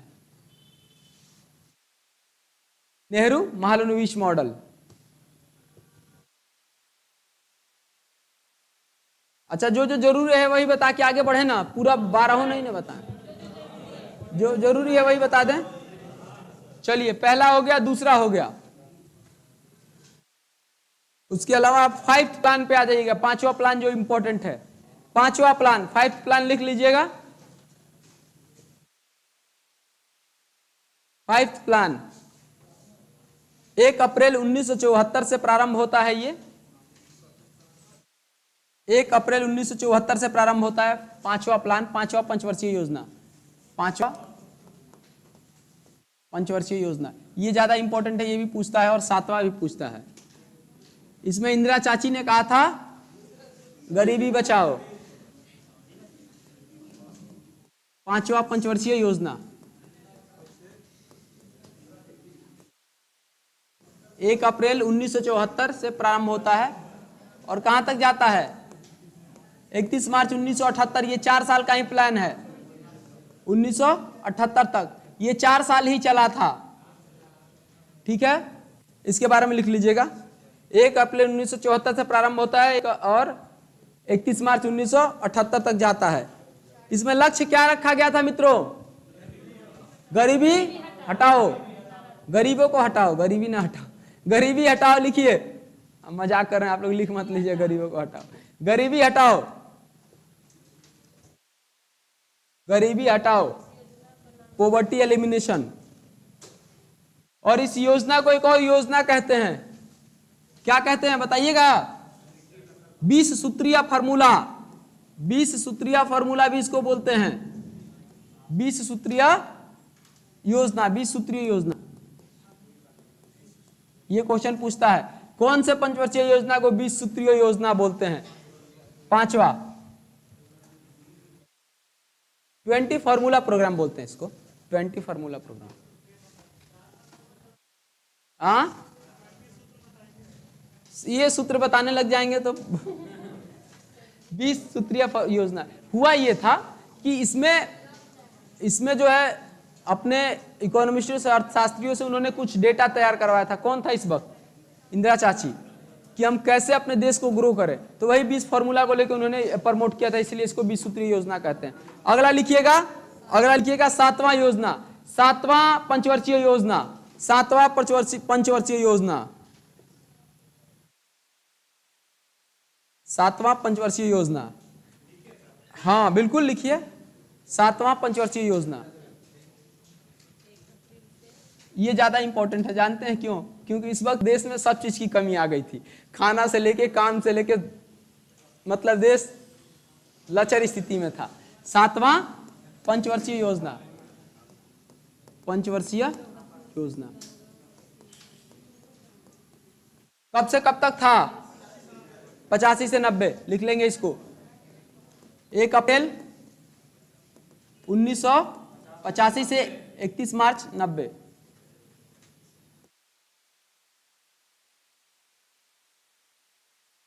इसमें लक्ष्य जानते हैं क्या रखा गया था? खाना, इसमें लक्ष्य खाना, रोजगार,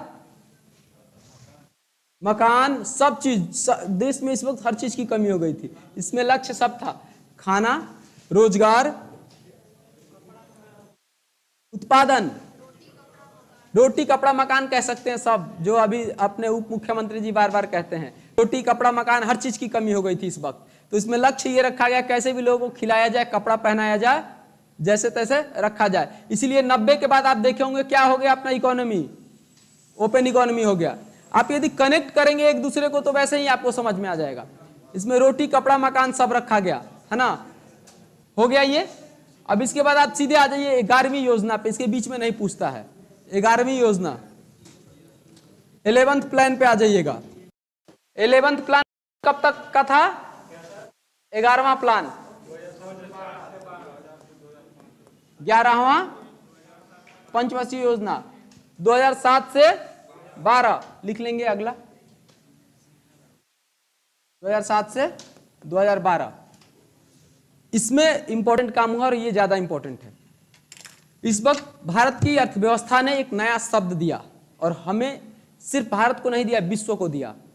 देखेंगे 11वां पंचवर्षीय योजना 1 अप्रैल 2007 से प्रारंभ होता है, 31 मार्च 2012 तक चलता है।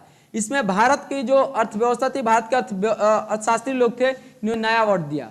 इन्होंने कहा कि अब हम लोग सतत विकास की काम करेंगे। कौन सा? सतत विकास। इसमें लक्ष्य क्या रखा गया? सतत विकास। सतत विकास ये पूछता है, सतत विकास क्या होता है, इस पे भी हम बात करेंगे। पहले लिख लीजिए, इसमें लक्ष्य क्या रखा गया? सतत विकास। कोई बताएगा सतत विकास क्या होता है?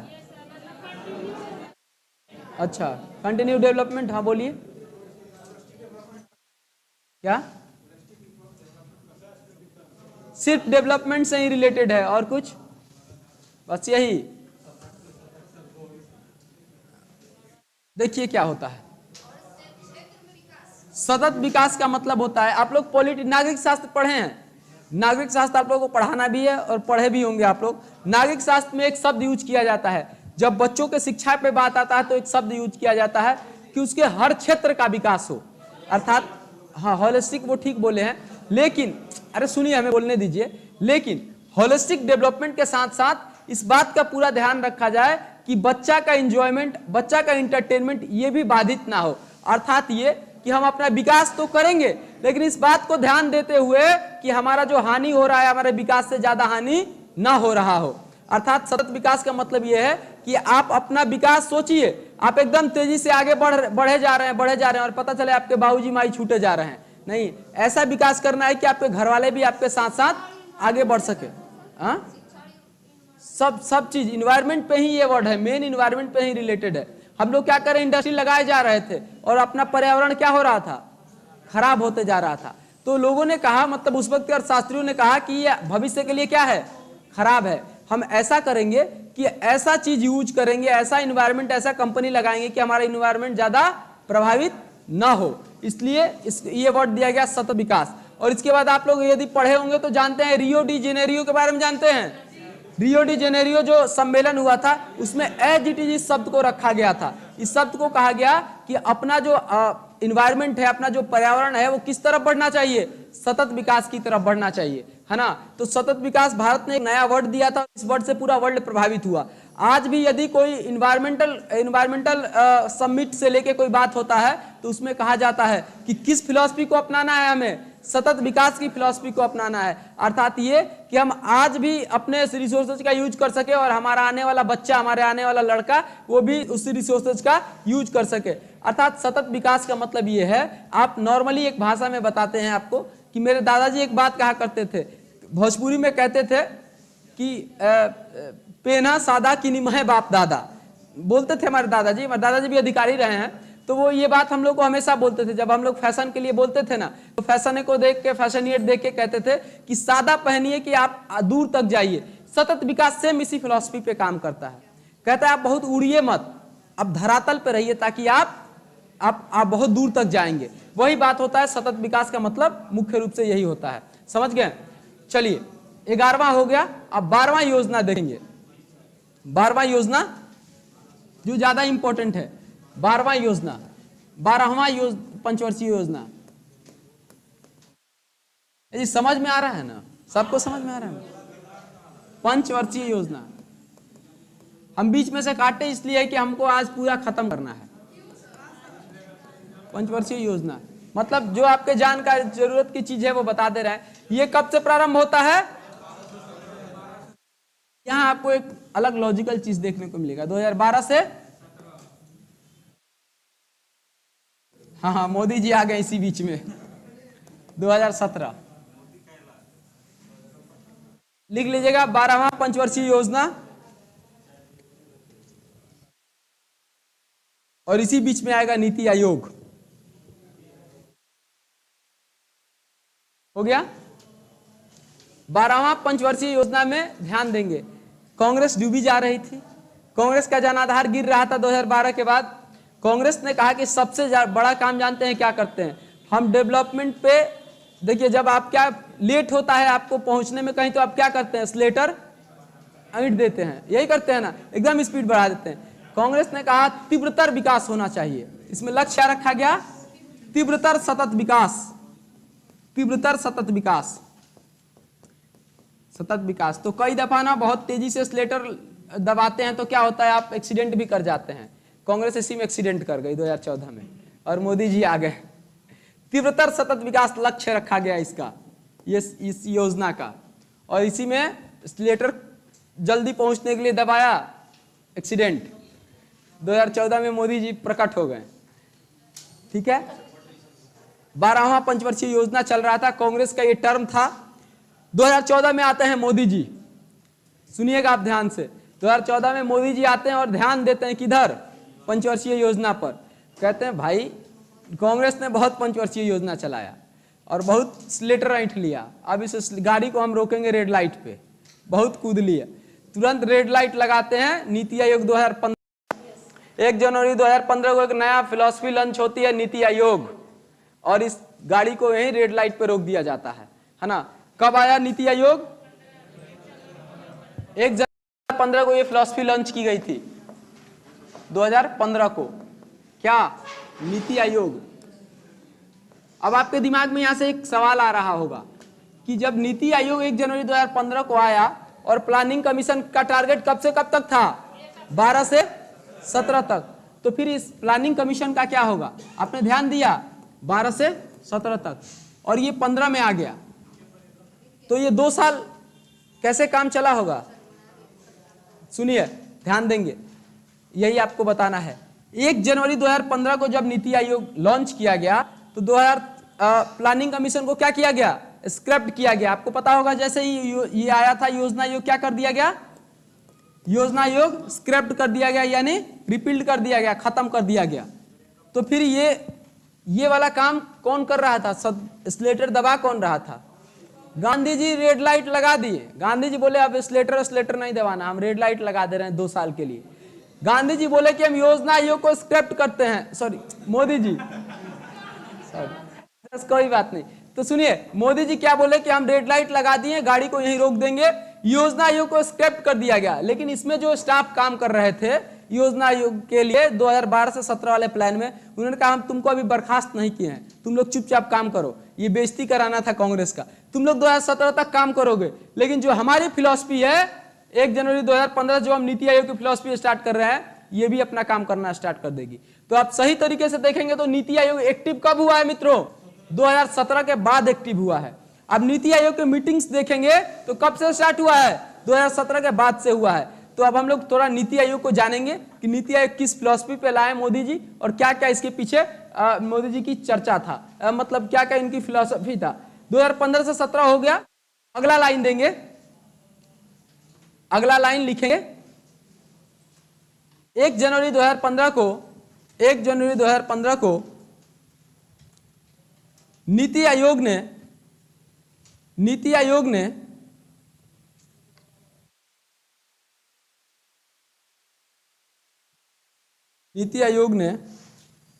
किसको स्क्रैप कर दिया मित्रों? योजना आयोग को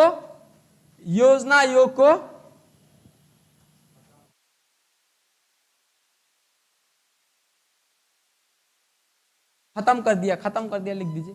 और कोई हिंदी का शब्द बताइए अच्छा। हाँ? समाप्त कर दिया। हाँ ठीक है, समाप्त कर दिया 1 जनवरी 2015 को। नीति आयोग से आपके एग्जाम में क्वेश्चन आ सकता है। अच्छा, आप लोग एक बात और जानते हैं, कल या परसों जीएसटी काउंसिल की मीटिंग थी, उसमें जो आप लोग एमपीएल वगैरह पे गेमिंग खेलते हैं उस पर 28% जीएसटी लगा दी गई है, जानते हैं कि नहीं? 28% जीएसटी लगा दिया गया। हमको समझ में नहीं आ रहा भाई, बच्चा है खेल रहा है, इसमें क्यों घुस रहे हो यार मोदी जी? उसमें भी घुस गए। अब कोई गेम आप खेलिएगा ना, उसमें 28% जीएसटी है। अरे क्या बढ़िया है, कुछ तो छोड़ दें। अच्छा आइए आगे देखेंगे, कब ये लाया गया मित्रों? 1 जनवरी 2015 को। अब जरा शांत हो जाइए आप लोग, नीति आयोग से क्वेश्चन आ सकता है, नीति आयोग को लिखना स्टार्ट कर दीजिए। नीति आयोग हेडलाइन लिख लीजिए, नीति आयोग। अब हम लोग पढ़ेंगे क्या चीज? नीति आयोग। नीति आयोग का हेड ऑफिस कहां है मित्रों? न्यू दिल्ली। हेड ऑफिस के लिखिएगा new Delhi, head office new Delhi.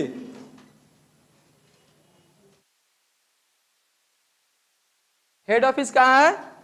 New Delhi जी, न्यू दिल्ली है, हेड ऑफिस न्यू दिल्ली है। थोड़ा इधर ध्यान देंगे 5 मिनट तक। नीति आयोग मोदी जी लाए तो क्या इसके लिए बताया इन्होंने संसद में, जो अपना लॉजिक बताया, जरा ध्यान देंगे क्या बताया।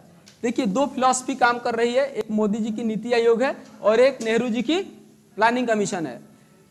मोदी जी ने कहा कि हमारा देश कैसा है, संघवाद में कैसा संघवाद है मित्रों, हम फेडरलिज्म को फॉलो करते हैं ना, मतलब फेडरलिज्म का मतलब ये होगा कि हम ऐसा संघवाद को फॉलो करते हैं जिसमें राज्य का भी उतना अधिकार दिया जाता है जितना केंद्र को, ऐसा ही होता है ना संघवाद में। मोदी जी ने कहा कि आप ऐसा तो कर रहे हैं, लेकिन नीति आयोग में कहीं मेंबर स्टेट का है या नहीं है। जैसे ये नीति आयोग है, नीति आयोग में कौन कौन लोग काम करते थे, अध्यक्ष कौन हुआ करता था, प्रधानमंत्री। बाकी इसके जो मेंबर होते थे कौन लोग होते थे, प्रधानमंत्री के सलाहकार, केंद्र के मंत्री। स्टेट का कोई रोल था या नहीं था, बिल्कुल नहीं था। अर्थात सारी शक्तियां कहां निहित थी मित्रों, शक्तियां कहां निहित थी, पीएम के पास है? नहीं थी, अभी थोड़ा बदला है, सुन लीजिए, पीएम के पास। मोदी जी ने कहा कि ये फिलॉसफी भारत इसको मानता नहीं है। भारत में जो है लोकतंत्र में हम लोग दुश्मनों को भी गले लगा के मिलते हैं, पक्ष विपक्ष भी संसद में जाके गला मिलता है। और आप यहां क्या कर रहे हैं, सारा योजना कौन तैयार कर रहा है, केंद्र। यार राज्य को किस चीज की जरूरत है ये तुम कैसे जानते हो, बेटे को किस चीज की जरूरत है बाप को थोड़ी पता चलेगा जी। बेटा भी उस मीटिंग में इन्वॉल्व होगा तब तो बताया कि हाँ पापा हमारा दैट के साथ दैट ऐसा संबंध चल रहा है, तो हम उसके बारे में कुछ चर्चा करना चाहते हैं या जो भी है, समझ रहे हैं बात। तो बेटा को इन्वॉल्व भी नहीं किया जा रहा है मीटिंग में, बेटा आईएएस की तैयारी करना चाहता है या एआईपीएमटी देना चाहता है, नहीं पूछा जा रहा है, तो बाप थोड़ी हर चीज तय कर लेगा। तो मोदी जी ने कहा कि यह फिलॉसफी बिल्कुल गलत है।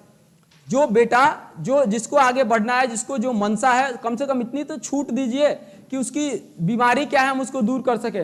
इसीलिए मैं इसको काटता हूं और एक नई फिलॉसफी लेके आता हूं, नीति आयोग। नीति आयोग में क्या होगा कि सिर्फ पीएम इसके केंद्र में नहीं रहेंगे, पीएम भी होंगे और राज्यों के सीएम भी होंगे। तब हम तरीके से जान पाएंगे कि राज्यों को रियल दुख क्या है। यानी मीटिंग में इसमें कौन बैठता था, सिर्फ बाप, इसमें कौन बैठने लग गया, बाप और बेटा दोनों। तो अब जो बेटा को जरूरत है वो बेटा खुल के कह देता था कि पापा हम इसकी भी हमको जरूरत है ना, हम ये भी लेंगे। समझ रहे हैं बात आप लोग। तो भाई बाप उस हिसाब से दूर हो जाता था, मॉडर्न टाइम है भाई तुम यूज करो, अब हम क्या कर सकते हैं। ऐसे ही अब मीटिंग में कौन कौन रहने लग गया, बाप और बेटा दोनों। यानी अधिकार यहां कहां केंद्रित था, प्रधानमंत्री के पास। अब यहां अधिकार क्या हो गया, बट गया।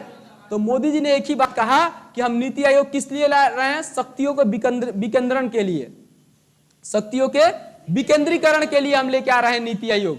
अच्छा, केंद्रीकरण, मोदी जी ने एक और एग्जांपल दिया। उन्होंने कहा कि जब राजा की पद्धति चलती थी तो शक्तियां किसके पास होता था। क्या हम लोग आज भी राजशाही शासन को अपना रहे हैं?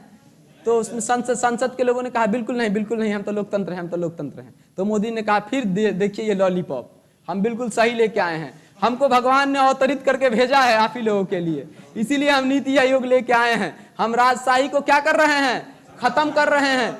और किसको लेके आ रहे हैं, नीति आयोग को। इसमें अधिकार सबके पास है। जब नीति आयोग का मीटिंग होता है तो उसमें सिर्फ प्रधानमंत्री नहीं बैठते हैं, उसमें हर राज्य के मुख्यमंत्रियों को बुलाया जाता है। आपको ध्यान होगा अभी कुछ दिन पहले नीतीश जी को मोदी जी ने इन्वाइट किया था नीति आयोग के मीटिंग में, तो नीतीश जी नहीं जाके किसको भेजे थे, हाँ अपने भतीजा को, तेजस्वी यादव जी को।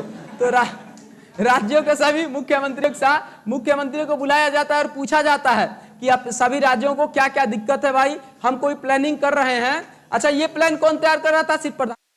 इनको क्या पता था किस राज्य की कौन सी क्या जरूरत है, वो थोड़ी बता देंगे।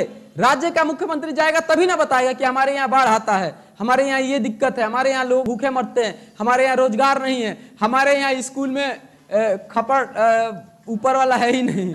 ये कई स्कूल है बिहार का भाई जिसमें नीचे है ऊपर है ही नहीं। तो ये सब कौन बताएगा, मुख्यमंत्री। इसीलिए इस नीति को कहा गया कि विकेंद्रीकरण की नीति है, यानी शक्ति किसके पास है, सभी लोगों के पास है। इसमें शक्ति किसके पास होता था, प्रधानमंत्री के पास। तो लिख लेंगे, अब पीएम के आसपास के लोग ही योजना बनाते थे। अरे अमित शाह का छोड़िए ना, आगे पॉइंट लिखेंगे, मेन पॉइंट जो बताना था। नीति आयोग लिखिएगा, नीति आयोग विकेंद्रीकरण की नीति पर आधारित, नीति आयोग विकेंद्रीकरण की नीति पर आधारित नीति आयोग विकेंद्रीकरण की नीति पर आधारित संस्था है।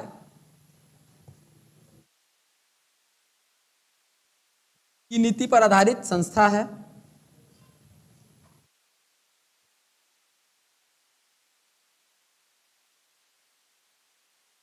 आपको याद होगा मोदी जी एक दिन लाल किला से भाषण दे रहे थे जब प्रधानमंत्री बनने के बाद, तो उन्होंने एक बात कही थी, हमारा देश सहकारी संघवाद पे आधारित देश है।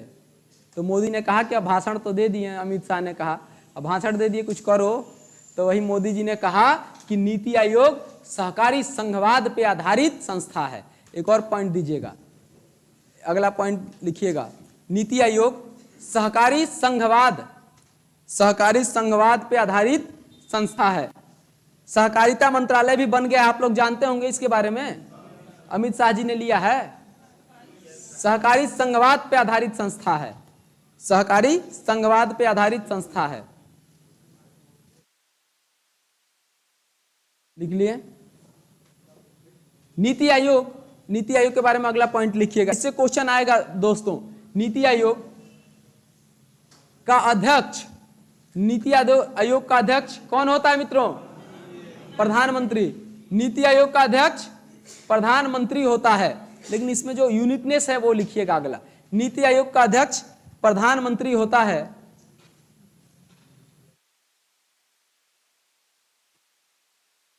नीति आयोग का अध्यक्ष प्रधानमंत्री होता है, लिख लिए। लेकिन मुख्य उत्तरदायी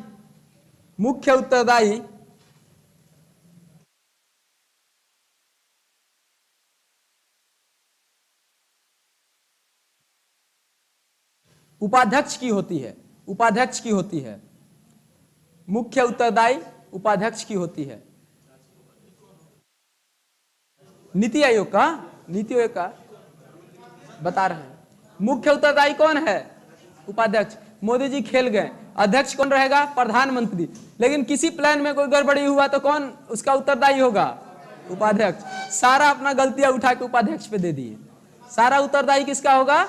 उपाध्यक्ष का। ध्यान नहीं हमको, चेक बता देते हैं, रुक जाइए चेक करके।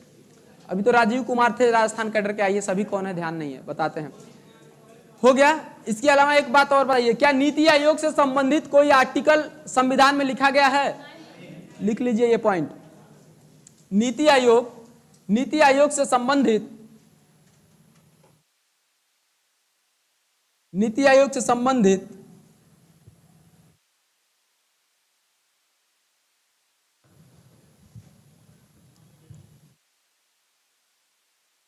से संबंधित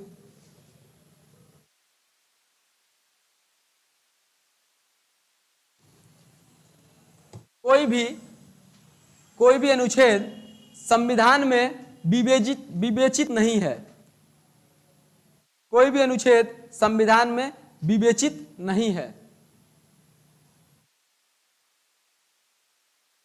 संविधान में विवेचित नहीं है। ठीक। उपाध्यक्ष एक सीनियर आईएएस को बनाया जाता है जो प्रधानमंत्री के कंसेंट से बनते हैं। सीईओ नहीं होते, सीईओ अलग होते हैं, वो इकोनॉमिस्ट होते हैं।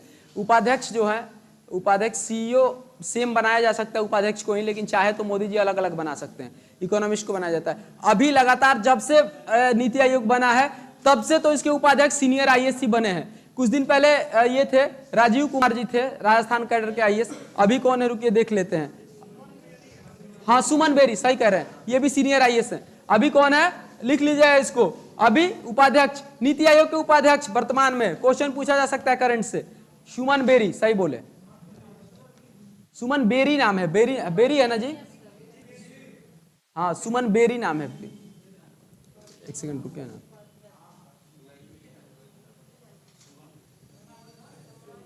एक सेकंड।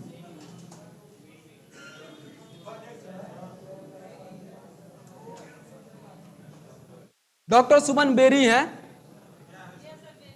सुमन बेरी हैं। इनके दो फायदे हैं, ये जाने माने अर्थशास्त्री भी हैं और आईएएस भी हैं, सीनियर आईएएस भी हैं। सुमन बेरी नाम है इनका, सुमन बेरी।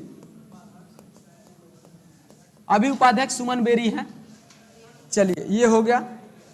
अब इसके अलावा एक पॉइंट और कि अभी तक, अब शांत रहिए, मेन पॉइंट पे आ जाइए कि अभी तक आप लोग कौन से योजना पे बात कर रहे थे? 5 साल की योजना पे।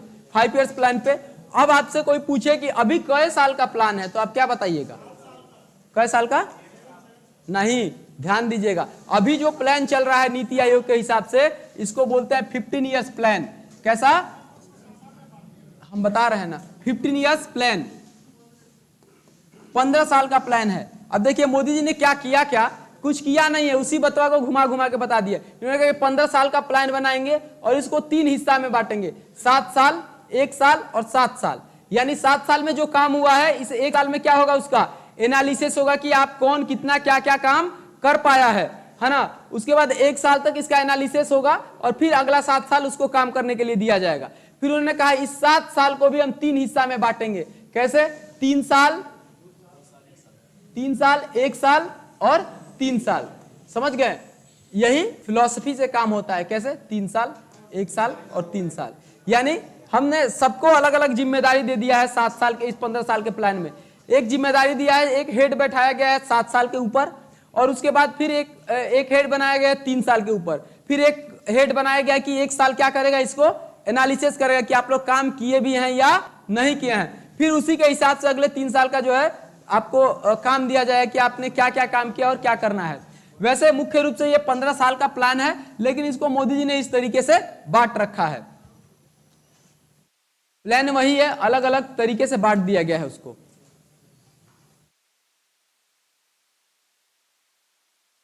अच्छा, इसको समझ रहे हैं आप लोग या नहीं? काम वही है, इसको टुकड़े टुकड़े में बांट के जिम्मेदारी दे दी गई है। हालांकि ये अच्छा चीज है, ये ऐसा ही काम आपको भी करना चाहिए। जब आप तैयारी कर रहे होते हैं तो सब्जेक्ट को भी ना टुकड़े टुकड़े में बांट के तैयारी करिएगा तो ज्यादा अच्छा होता है। हम क्या करते थे, हम अपना बता रहे हैं, हम तो क्या करते थे कि टॉपिक फाड़ लेते थे किताब से। आप हमारा कोई भी किताब पूरा नहीं देखिएगा, हम बीचों में से टॉपिक को फाड़ के निकाल लेते थे, और आज रात को ये पढ़ना है तो पढ़ना है, और फिर उसको पढ़ के हटा देते थे, फिर दूसरा टॉपिक फाड़ के निकाल देते। पूरा किताब लेके आज तक नहीं पढ़े हैं हमको। हमारा आप नोट्स देख लीजिएगा तो कहिएगा ये तो किताब फाड़ फाड़ के नोट्स बनाया है। क्या कह रहे हैं? हम मतलब लाए क्या है, रखा ही रहता है, रूम पे रखा हुआ है मेरा।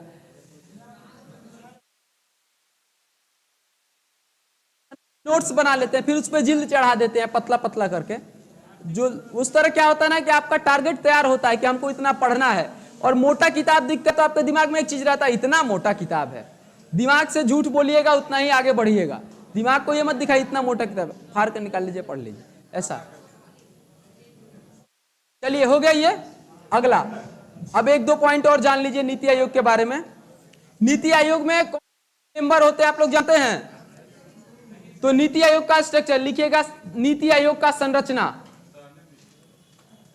रहने दें, नीति आयोग का संरचना लिख लीजिए। अब इसके बाद आप नीति आयोग का संरचना,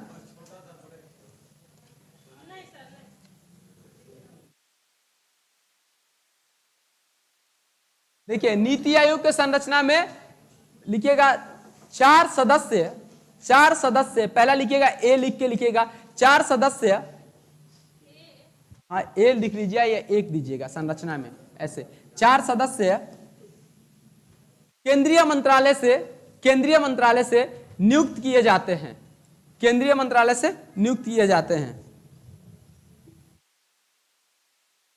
4 सदस्य केंद्रीय मंत्रालय से नियुक्त किए जाते हैं।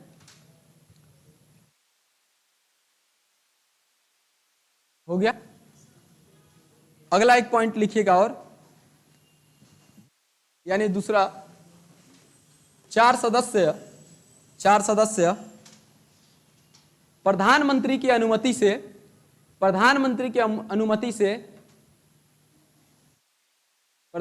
अनुमति से गेस्ट के रूप में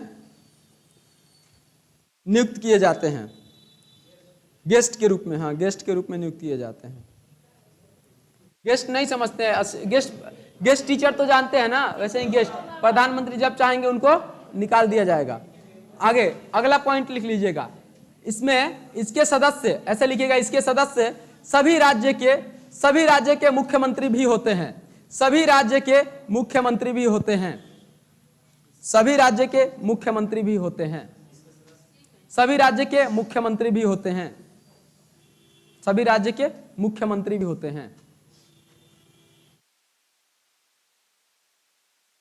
सभी राज्य के मुख्यमंत्री भी होते हैं। हो गया, लिख लिए। अब लास्ट एक पॉइंट लिख लीजिए, इसके बाद यह संस्था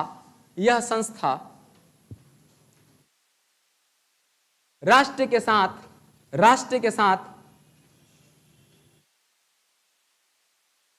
राज्यों की हित के लिए भी प्रतिबद्ध है। राज्यों के हित के लिए भी प्रतिबद्ध है। राष्ट्र के साथ राज्यों के हित के लिए भी प्रतिबद्ध है। चलिए, हो गया। थोड़ा 5-7 क्वेश्चन ऑब्जेक्टिव ध्यान से सुन लेंगे जो मैं बता रहा हूं, कैसे क्वेश्चन पूछेगा। अभी अब 12 बजे के बाद किसी और का क्लास है, मेरा क्लास कहीं और है। पहले 5-7 क्वेश्चन ध्यान से सुनिएगा कैसे क्वेश्चन पूछेगा। पहला क्वेश्चन ध्यान से सुनिएगा, नीति आयोग, पहला जो क्वेश्चन सबसे इंपॉर्टेंट है, नीति आयोग निम्न में से किस पे आधारित है? सहकारी संघवाद पे, एकतावादी पे, 3 या डी इनमें से कोई नहीं। ई भी सुन लीजिए, ई इनमें से एक से अधिक। क्या माना है? सहकारी संघवाद पे तो है ही, तो क्या सहकारी संघवाद और संघवाद अलग है? संघवाद का ही एक हिस्सा क्या है? सहकारी संघवाद है। तो यदि सहकारी संघवाद और संघवाद दोनों दे और इनमें से दोनों दे तो आपको क्या मारना होगा? दोनों मारना होगा। ध्यान देंगे, ठीक। नीति आयोग के अध्यक्ष कौन होते हैं? प्रधानमंत्री होते हैं। नीति उपाध्यक्ष होते हैं। क्वेश्चन पूछा जाएगा, है ना। उसके अलावा क्या नीति आयोग संवैधानिक संस्था है या नहीं है? नहीं है। नीति आयोग निम्न में से कौन सी संस्था है? संवैधानिक, सांविधिक, वैधानिक। क्या मारना है आपको? सांविधिक। क्या होता है? सांविधिक। नीति आयोग सांविधिक संस्था है, इसको स्टैट्यूटरी बॉडी बोलते हैं। सांविधिक संस्था, संवैधानिक नहीं है, सांविधिक संस्था है। क्वेश्चन पूछ चुका है ये, सांविधिक संस्था है। लिख लीजिएगा इसको, सांविधिक संस्था। एक और पॉइंट लिख लीजिएगा, नीति आयोग कैसी संस्था है मित्रों? सांविधिक। इंग्लिश वाले लिख लेंगे स्टैट्यूटरी बॉडी है, स्टैट्यूटरी बॉडी।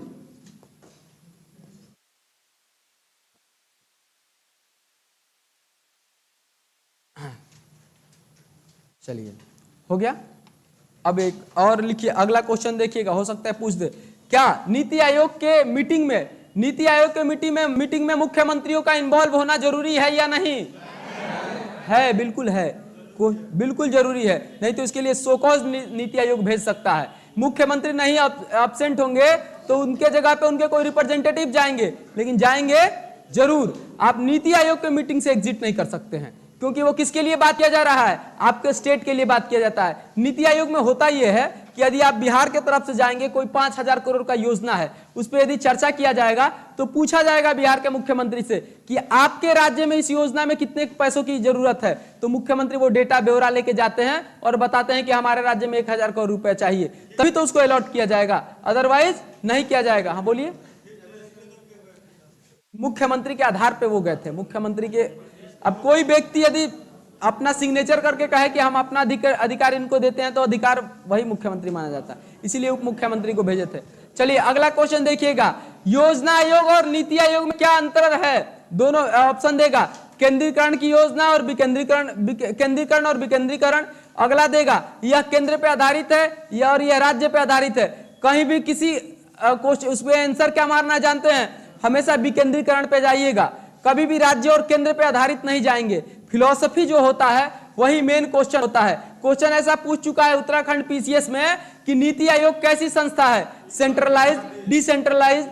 तो आपको क्या मारना है? डिसेंट्रलाइज्ड, विकेंद्रीकरण संस्था, है ना। दूसरा बात, योजना आयोग का फिलॉसफी कहां से लिया गया है? रसिया से। नीति आयोग का फिलॉसफी कहां से लिया गया है? बताएंगे? नहीं, कनाडा। कहां से लिया गया नीति आयोग का फिलॉसफी? नहीं लिखवाए हैं, लिख लीजिएगा इसको। नीति आयोग कनाडा के संघवाद से प्रेरित संस्था है। कनाडा के संघवाद से प्रेरित संस्था है। कनाडा के संघवाद से प्रेरित संस्था है।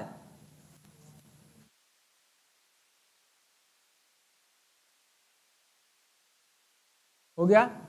अगला क्वेश्चन, क्या देश के गृह मंत्री नीति आयोग के सदस्य हो सकते हैं या नहीं? हो सकते हैं। जब मैंने सुनिए, केंद्रीय मंत्री जब मैंने बोला है तो 4 केंद्रीय मंत्रालयों को बोला है, तो 4 केंद्रीय मंत्रालय कोई भी हो सकता है। और मुख्य रूप से अभी कौन कौन है? गृह मंत्री है, नितिन गडकरी जी थे, बेचारे को हटा दिया गया। अब गृह मंत्री हैं और वो कौन पटेल है? प्रहलाद पटेल हैं। प्रधानमंत्री हैं, स्मृति ईरानी है। अभी 4 लोग हैं। तो ध्यान रखिएगा कि यदि ऐसा क्वेश्चन पूछे कि गृह मंत्री नीति आयोग का सदस्य हो सकता है या नहीं, तो आपको क्या मारना है?